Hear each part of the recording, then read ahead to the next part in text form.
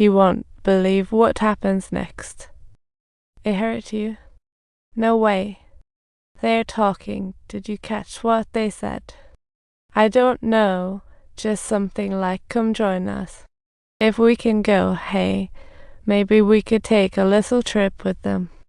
John looked around, saw a figure, drew his gun as last hope, and sprinted after. He sprinted deep into the woods, caught up to the stranger and asked, "Why are you bugging my kid?" No response, just silence from the mysterious figure. Suddenly, a bright flash of light hit John. His mind blanked when he realized the man in black had vanished. At home, they began a heated talk. Subtitle, "Why didn't Roaster note a location on the last paper? It's not a trip, but an apocalypse gathering." Diana couldn't believe it. Is Mom out of her mind? Maybe just scribbling? But everything's come true so far. That night, Diana snuggled up with her daughter to sleep, while the father-son duo squeezed onto the same bed. Keller told his dad he could hear voices just like Abby. The next morning, Abby's artwork got everyone buzzing, and John suddenly had an epiphany. He rushed to gather the trio. Arrived at the observatory, settled everyone in, and John dashed to the office like a hot potato. He told his colleague he spotted some super weird solar signals, way stronger than anything recorded before. Once it unleashed, the Earth's ozone layer would disappear in a heartbeat. Hearing that made everyone's hair stand on end, but they still held onto a sliver of hope to notify NASA. John said it was pointless. They probably already knew, just hadn't announced it yet. Both parties were on the brink of collapse, and John couldn't figure out why he'd get the prophecy if he couldn't stop the apocalypse. Just then, John heard sobs behind him. Turning, he saw Diana crying silently. She couldn't accept what was happening, so John swooped in to comfort her like a cautious knight. He felt a fool, now realizing Mom was always right, while he thought her nuts. Now he yearned for Mom terribly. Diana wondered if hiding underground could ensure survival, recalling some caves nearby. Those caves were practically secret, but she used to play there as a kid. John hesitated for a moment, but didn't want to shatter Diana's last glimmer of hope. Keller heard static, as if receiving a telepathic message. He told John to alert his parents to flee, but got no response. Curious, John checked and saw his son scribbling numbers wildly. He grabbed the paper, thinking time to go.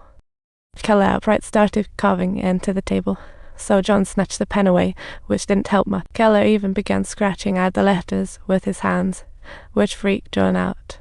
Looking at the incomplete digits on the table, he seemed to have a light bulb moment.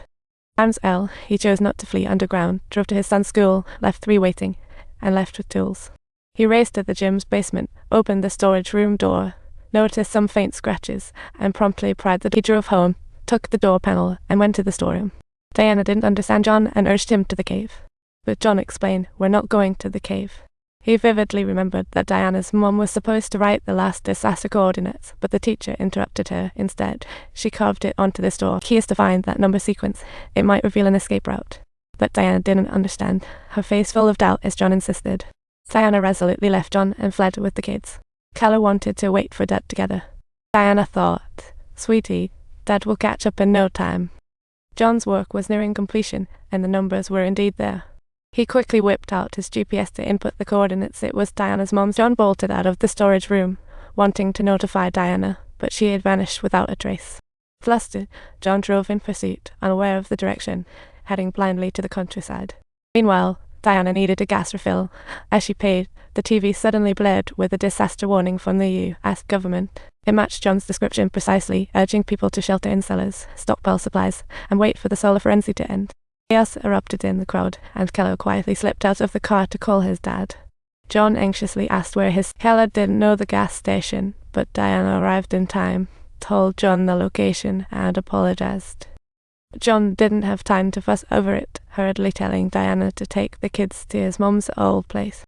Diana thought John was out of his mind, insisting on heading to the cave instead. Then a black stone plopped right in front of them, and the mysterious figure absconded with Diana's car, leaving the kids shouting, and she frantically asked nearby folks for help, but everyone was too busy hoarding supplies to lend a hand. Out of options, Diana hastily borrowed someone's car. By the time the owner realized, she was already speeding away. At first, she saw brake lights, but at a red light, the gap between them widened. Subtitles, she simply bypassed the traffic, getting ready to run the red light. Unexpectedly, the next second, Diana's eyes fluttered shut. She pushed herself to the limit to press the stone into a palm. Meanwhile, John arrived at the gas station, only to find Diana's car wasn't there, so he hurriedly asked the cashier. The cashier informed John that Diana's car and kids had been stolen and pointed out the direction she took. Without a moment to spare, John sped off in pursuit. On the way, he encountered police barricades. He assumed it was Diana who reported, so he jumped out to inquire, but it was a traffic accident. Sean lost direction and panicked. Just then, John spotted an ambulance with the injured. It was Diana, badly hurt, chasing the kids. Doctors tried everything, but failed.